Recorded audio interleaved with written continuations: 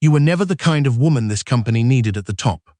Those were the words Marcus Hale Voss, the 41-year-old chief operating officer of Nordland Group, said to his own wife while she stood in the glass corridor outside the boardroom, the same boardroom her father had built from nothing, the same building where Marcus had accepted his first promotion from her family's hands.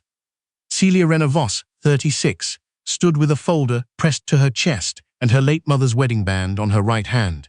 Having moved it there 3 months earlier, when she stopped being able to look at her left, she was known publicly as Marcus's quiet wife, a former environmental policy consultant who kept her name off company documents, preferred wool coats over power suits, and almost never appeared in the Nordland Group's press photographs. To the executives who passed her in the lobby, she was simply the founder's daughter, present at functions, polite at dinners, irrelevant to anything that actually mattered. What the executives did not know, what Marcus had signed away his right to know inside a prenuptial agreement he had reviewed for less than 20 minutes, was that Celia Renner Voss was the silent, controlling shareholder of Nordland Group, one of the largest independent infrastructure development firms in Canada, valued at $420 million. Her father, Gerald Renner, had built it on Northern project contracts, indigenous partnership agreements, and a reputation for finishing what other firms abandoned. Before he died, he had placed the controlling trust in Celia's name, quietly, carefully, and behind a holding structure called Ashmore Capital Partners that listed no personal photographs and attracted no profiles in business magazines. Marcus knew Gerald had left her something. He assumed it was modest. He never asked precisely because he had never thought precision mattered when it came to his wife. That morning, he had not been speaking to Celia about the company. He had been ending their marriage, and he had chosen the corridor outside the boardroom to do it because he had a meeting in 11 minutes and did not want the conversation to run long. Beside him stood Petra Wald, 34, Nordland Group's newly appointed Director of Strategic Communications, and Marcus's reason for the short timeline. Petra had positioned herself half a step behind him, close enough to signal belonging, far enough to pretend professionalism. She wore a charcoal blazer and watched Celia with the particular expression of a woman who believed she had already won. Marcus held out a sealed envelope and said Celia could keep the house in Westmount, but he needed the downtown apartment for client proximity. He said it the way people described traffic delays, inconvenient, unavoidable, and someone else's problem to process emotionally. Celia did not open the envelope. She looked at it, then at Petra's half-step, then at her husband's face, which carried no apology. She asked him one question: "Is this what you decided, or what you were told to decide?" Marcus glanced at his watch. "Celia, please don't make this something it isn't." She did not cry. She did not raise her voice. She tucked the folder under one arm, placed the envelope into her coat pocket, and walked back toward the elevator. Behind her, she heard Petra say something soft, and Marcus laugh in response. The short, relieved laugh of a man who believed the hard part was already over. In the elevator, Celia pressed the button for the archive floor. Her hands were completely still. That, more than anything, frightened the one person who saw them. Dora Finch, 58, Nordland Group's Director of Corporate Records, and one of 3 people outside the trust structure who knew exactly what Celia's name meant to that building. Dora had been waiting near the elevator bank. She had seen the envelope. She had seen Petra. She said nothing until the doors closed. Then she said, "When you're ready." Celia looked straight ahead. "Not yet," she said, "but soon." The first time Celia understood what her father had actually built, she was 9 years old, sitting on the floor of his office on a Saturday afternoon, while he finished a phone call. There were blueprints spread across every surface, river crossings, overpass structures, the early plans for a remote northern highway that 2 other firms had walked away from. Because the margin was too thin, Gerald had stayed. He had finished it 17 months late, 40% over budget, and with his name on a contract that half the industry said would ruin him. Instead, it made him. He had looked at Celia afterward and said something she had not fully understood until much later. "The companies that matter aren't the ones that take the easy jobs," she said. "They're the ones that stay when staying costs something."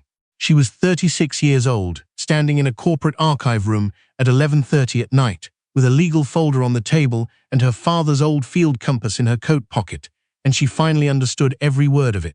Across the table, Dora had spread 3 months of financial records. Beside her sat Rowan Ashby, 44, Nordland Group's head of internal audit and a man whose loyalty to the Renner family predated Marcus Voss by 8 years. Rowan had the kind of face that did not change expression easily, which made it alarming when his jaw tightened as he turned each page. The first thread was a consulting contract. $240,000 paid over 6 months to a firm called Verada Advisory. The listed service was stakeholder engagement strategy. The actual address for Verada traced back to a shared office suite registered under Petra Wald's sister's maiden name. Celia looked at the number without reacting. Dora found the next one. Project travel expenses charged under an executive discretionary code that Marcus had quietly expanded 3 months after Petra had joined the firm. Hotel charges in Montreal, Vancouver, and twice in Halifax, always listed under creative development or strategic alignment. Always for 2. Rowan placed 2 documents side by side. He reclassified these after finance flagged them the first time. He said, Keegan. Sorry. He stopped and corrected himself. Reed Keegan, 49, Nordland Group's Vice President of Finance, had approved the reclassifications without escalating them. He had been Marcus's hire. That too was documented. The last item was the one that changed the temperature of the room. A young project manager named Theo Barry, 28, had submitted a proposal 14 months ago, a green infrastructure model for urban stormwater management that Nordland had eventually built an entire new service division around. The proposal had been credited internally to Marcus. Theo had received a $300 gift card and a mention in a team email. Rowan had recovered the original submission timestamp. He had found Marcus's response email to Petra, sent the same day he received Theo's proposal, that read, "This kid gave us something. Clean it up and send it back through my name. He's new enough not to make noise." Celia read the email twice. She thought about her father kneeling over Northern blueprints on a Saturday. She thought about what it meant to finish something when finishing cost more than walking away. Then she thought about Theo Barry, 28 years old, watching his idea become someone else's credential, too new to the industry to know which doors that closed permanently. She placed her hand flat on the table. "We protect the record," she said. "All of it." No one argued. No one needed to. Marcus did not notice the access changes. He was occupied with the Pinnacle Summit, Nordland Group's annual investor conference. A 2-day event held every autumn at a historic hotel in Old Montreal, attended by federal infrastructure partners, provincial government representatives, pension fund managers, and the senior press that covered Canadian development. It was the most visible thing Nordland did all year. Marcus had spent 4 months positioning himself as the architect of the firm's next era, a shift toward urban green infrastructure, a strategic pivot that would be announced at the conference's closing keynote. He had given no credit for where the pivot had come from. Petra had been working with his publicist to frame the announcement as Marcus's vision. She had reviewed the keynote slides herself. She had suggested the phrase, "a new Nordland, built for what Canada needs next," and Marcus had liked the sound of it so much that he used it in 3 separate pre-conference interviews. Celia had read every transcript. She sat in her parents' house on the west side of Montreal, the one she had grown up in, the one her mother had filled with good furniture and bad art and an inexhaustible supply of strong tea, and she read each one slowly. The house felt different since Gerald had died, quieter in ways that were not about sound. Her mother, Elsa Renner, had passed 2 years earlier, and sometimes Celia still set 2 cups by accident. Her phone showed 11 missed calls from Marcus. He had called after the lawyers filed the formal separation agreement, which included a clause, flagged by his attorney, about reviewing the extent of the Renner family's retained interests in Nordland Group. It was the first time Marcus had asked about the specifics. He had framed it as a legal formality. Celia did not return the calls. She forwarded them to her lawyer, a woman named Sylvie Beaumont, 61, who had managed the Renner family's corporate trust for over 2 decades and had a manner so composed that opposing counsel often mistook it for disengagement, which was one of the most reliable advantages Sylvie had ever developed. He signed the prenuptial acknowledging that all Renner family trust assets remain separate and outside marital division, Sylvie said when they spoke. He had independent counsel available to him. He declined a detailed review. The separation cannot touch Ashmore or the trust. Not one share. Celia looked out the window at the maple in the front yard. It had turned full orange. Her mother had planted it the year Celia was born.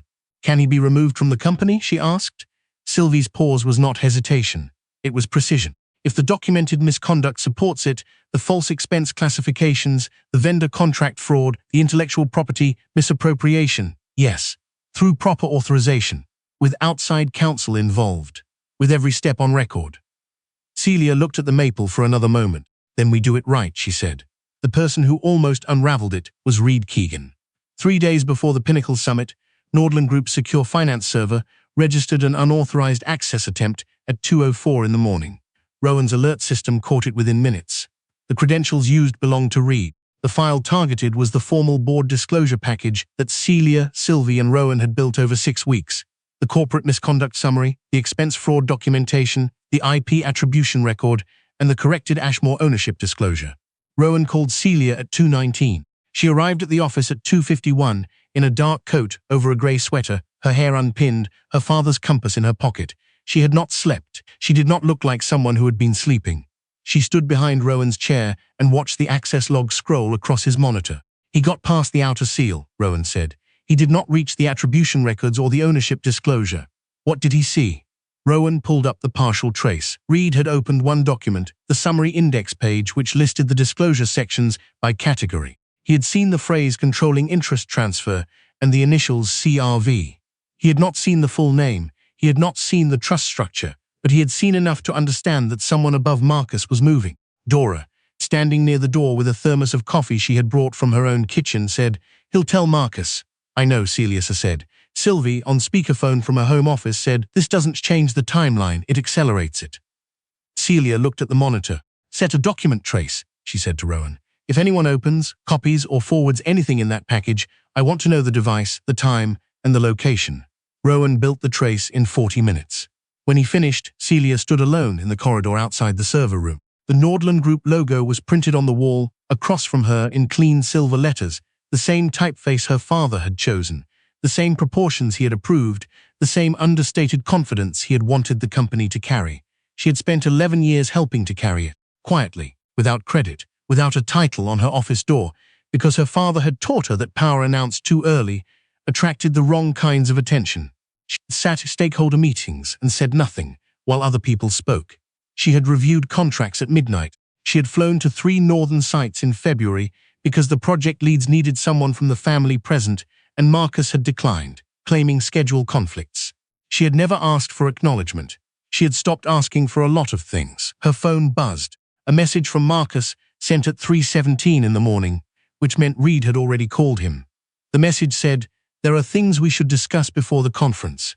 This doesn't have to be public." Celia put the phone back in her pocket. She thought about the corridor outside the boardroom. The envelope, the 11-minute window before his meeting. She thought about the envelope he had handed her, the way people handed parking stubs. She did not reply. Theo Barry was waiting in a small conference room on the 4th floor when Celia arrived the next morning. He was younger than she had expected, which was not accurate. She had read his file. She knew he was 28, but in person, he seemed younger than his age in the specific way that people do when they have been told repeatedly that they are lucky to be in the room. He stood when she entered. He was holding a folder but not clutching it. That was something. "I almost didn't come," he said. "I know," Celia said. She sat across from him. "Why did you?" Theo looked at the table. "Someone told me you wanted to hear the truth." A pause. "I didn't think anyone senior here wanted to hear the truth." Celia looked at him steadily. "What happened?" he told her.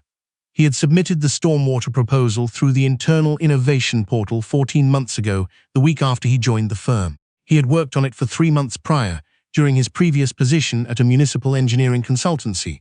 He had documentation. The original draft, the submission confirmation, the read receipt from Marcus's assistant. What he had received in return was a $300 Nordland Group branded gift card and a 2-line mention in a team update email. 6 weeks later, Marcus had presented the framework to the board as Nordland's new strategic direction. His name was on the briefing deck. Theo's name appeared nowhere. When Theo had raised it with his direct supervisor, he had been told that submitted proposals became company property and that his contributions were recognized internally.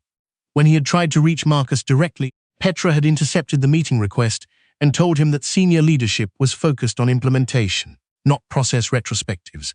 He had not tried again. He was 28, and he needed the job, and the industry in Canada was smaller than people assumed. Celia placed her hand on his folder, not taking it, just acknowledging it. "My father built this company because he believed that the people who actually do the work deserve to own the credit for it," she said. He had that belief tested a number of times. He never changed it. Theo looked up. "What's going to happen?" he asked. "We're going to correct it," Celia said. "On the record with documentation, through the proper process. And I want you to know, your original submission is already in the legal package.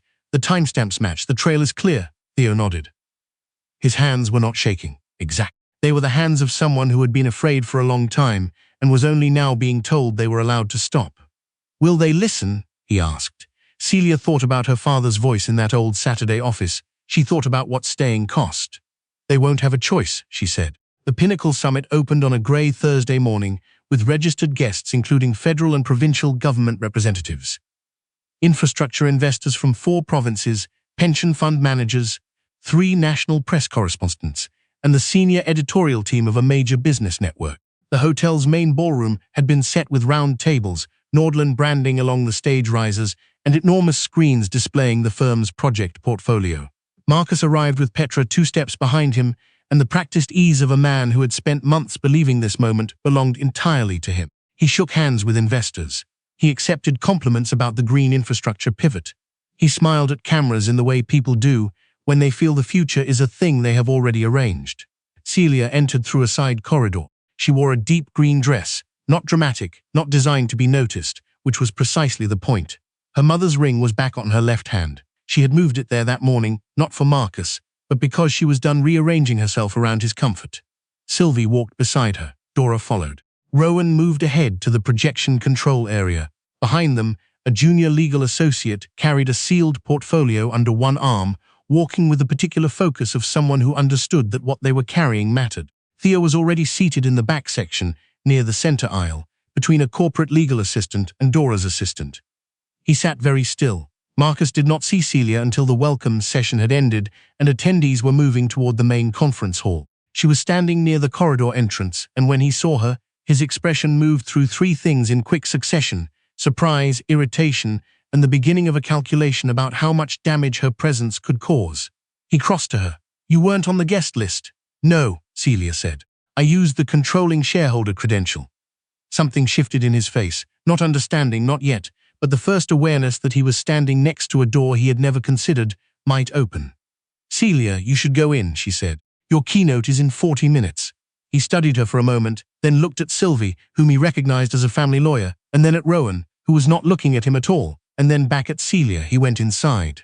The keynote began on time. Marcus stood at the podium under good lighting, with a prepared confidence that he had spent considerable effort cultivating. He spoke about the firm's evolution, about the green infrastructure pivot, about a new Nordland built for what Canada needs next. He said those last 7 words with the satisfaction of a man who believed he had written them. Petra sat in the 3rd row. She wore a fitted blazer in charcoal and watched Marcus the way people watch things they intend to collect. In the projection control area, Rowan stood beside a Nordland technical staff member and the outside counsel representative who had reviewed the disclosure package 3 days earlier. The package had been authorized by Sylvie on behalf of Ashmore Capital Partners. It had been reviewed by the board's ethics committee, represented that morning by 2 independent directors, Marguerite Cloutier, 67, who had served on the Nordland board since Gerald Renner's final years, and Francis Osei, 54, chair of the Governance and Audit Committee, both of whom had been briefed 48 hours prior and had authorized the disclosure with full legal documentation attached. This was not a disruption, it was a procedure. Marcus was 3 minutes from the end of his keynote when the screens changed. He was mid-sentence. Something about positioning Nordland for the next decade. When the presentation behind him shifted from the company's project portfolio to the Nordland Group's official corporate governance seal. The seal was recognizable to every person in the room. It appeared on regulatory filings and board resolutions. Its presence on the conference screen meant something that had nothing to do with a marketing deck. Marcus stopped speaking. A title card appeared, Nordland Group, disclosure notice to investors, partners and stakeholders. The ballroom went quiet in the particular way of a room full of people who all realize simultaneously that they are witnessing something that will matter. The first document appeared on screen, clean, formatted, stamped with the board's seal. Expense irregularities, Glass Monarch production account. No, that was not right. That was the original story. Expense irregularities, Nordland Group Executive Discretionary Fund. The first line read, consulting contract, Verada Advisory, $240,000. Services rendered, stakeholder engagement, registered address, linked to a private individual with a conflict of interest connection to a current senior executive. The room absorbed it. A murmur moved through the investors section. The next slide, hotel charges, reclassified twice after finance flagged them. Marcus's executive code, the dates, the destination, 2 guests consistently. Petra gripped the armrest of her chair. The next slide, the original stormwater proposal submission, Theo Barry's name, the timestamp, the read receipt from Marcus's office, beside it the date of Marcus's board presentation with his own name on the cover page, the gap, 38 days. Then the recovery email appeared. The one Marcus had sent to Petra, The one that said, "Clean it up and send it back through my name. He's new enough not to make noise." In full, authenticated, time-stamped, formatted in the same clean document style as every other exhibit. Someone in the investor section said quietly, "God." Marcus turned away from the screen to look for Celia. He found her standing along the side wall, still, watching the room absorb what was on the screen. She was not performing anything. She was just present. He said her name. It came out strangely. Not the name of a woman he had handed an envelope in a corridor, but something older from before all of this. She did not look away from the room. The final disclosure slide appeared. Nordland Group, controlling ownership structure. Ashmore Capital Partners, controlling entity. Majority shareholder and active principal. Celia Renner Voss, 36. Effective governance authority confirmed and active as of this disclosure. The room turned toward her, not all at once but in a wave. Investors, board members, federal representatives, press. Marguerite Cloutier, seated near the aisle, lowered her eyes briefly, the way people do when something long overdue has finally been said aloud. Francis Osei wrote something in his notebook. Reed Keegan, seated near the back, had gone the color of paper. Marcus stared at the screen. He looked like a man who had just understood, all at once, that the building he had been walking through for 7 years had never belonged to him. He said, "You own this?" Celia stepped away from the wall. She walked down the side aisle to the front, not to the podium, but to the floor beside it, near the aisle where Theo was sitting. She stopped there. "My father built this company," she said, and her voice was clear and level, and carried to every corner of the room without a microphone. "He built it to finish the work other firms walked away from, and to ensure the people who actually did that work received honest credit for it." She looked at the screen, then at the room. Nordland Group will be suspending the keynote announcement pending a full review of the Green Infrastructure Division's attribution record. Theo Barry's original proposal will be reviewed by outside counsel and independently authenticated. If the attribution is confirmed, and the documentation supports that it will be, the record will be corrected accordingly. Theo's head was down. His shoulders were moving slightly. No one commented on it. "All executives named in this disclosure are suspended from their positions pending investigation," Celia continued. "Board governance will operate under independent oversight during the review period. Nordland Group will be issuing a full statement to all registered partners, investors, and government liaisons before end of business today." Sylvie stepped forward from the side and handed sealed envelopes, 4 of them, to a legal associate, who moved quietly through the room delivering them. One to Marcus, one to Reed, one to the table where Petra sat, which she accepted without looking up. One to the outside communications firm whose contract had included the paid placement work connected to Petra's image management. Each envelope landed with the specific weight of something that had been a long time coming. Marcus held his envelope and did not open it. He looked at Celia again. His voice had dropped to something private, something that had nothing to do with the room full of people watching. "You could have told me," he said. The old version of Celia would have agreed. She had spent years believing that if she had just explained more, been clearer, made herself more legible to the people around her, things would have been different. She looked at him with something that was not cruelty, not forgiveness, and not anything she had a clean name for. "You could have asked," she said. She turned away. The applause started from the back of the room. Not thunderous, not performative. The quiet, building kind that starts when people need to do something with the recognition that they've witnessed something true. The board members were already on their feet. Several of the federal representatives followed. The press correspondents were not applauding. They were writing. Theo Barry stood up. He did not look like a man who was 28 and too new to make noise. He looked like a person who had just been given back something that had been taken and who wasn't quite sure yet how to hold it, but was going to hold it carefully. Celia stood beside him while the room finished understanding what had happened. She did not smile. There was nothing sweet in it. There was only the particular relief of a building that has been quietly holding its own weight, finally allowed to show the foundation it was standing on. The weeks that followed moved through formal channels with the unhurried certainty of things that had been documented correctly. Marcus's suspension was confirmed within 72 hours. Reed Keegan resigned before the governance committee convened. Petra's firm lost its Nordland Communications contract and 3 others connected to the same investor network. The outside PR firm cooperated with the investigation in exchange for reduced liability. The attribution review of the Green Infrastructure Division concluded in Theo Barry's favor, formally, on record, with his original proposal cited in the revised credit documentation. The keynote that Marcus had prepared was never delivered. Nordland Group held a separate investor session 3 weeks later. Smaller, document-heavy, without staging or ballroom lighting. Celia presented the company's governance restructuring plan herself. She used no personal anecdotes. She used quarterly projections, revised contracts, updated board composition, and a 3-year operational plan.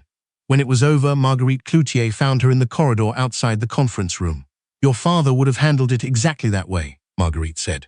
Celia thought about that. She thought about the northern blueprints spread across a Saturday office floor.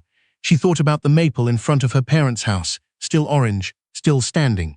"He would have done it faster," she said. Marguerite smiled. He didn't have to wait for the documentation to catch up. Celia drove back to her parents' house that evening and sat in her father's chair for a while, with no papers on the desk and no phone in her hand. The compass was on the table beside her. She had carried it every day since the morning in the corridor, when Marcus had given her the envelope and checked his watch. She picked it up and held it. Her father had said once that the point of a compass wasn't to tell you where you were. The point was that no matter how lost you felt, it always showed you which way was north. And once you knew that, you could figure out the rest. The maple outside had lost most of its leaves. The branches were bare and clean against the October sky. Celia set the compass back on the desk. She had known which way was north for a long time. She had simply been waiting for the right moment to say so out loud, and for a room full of people to finally understand that the quiet woman they had been walking past was the one who had been holding the door open all along.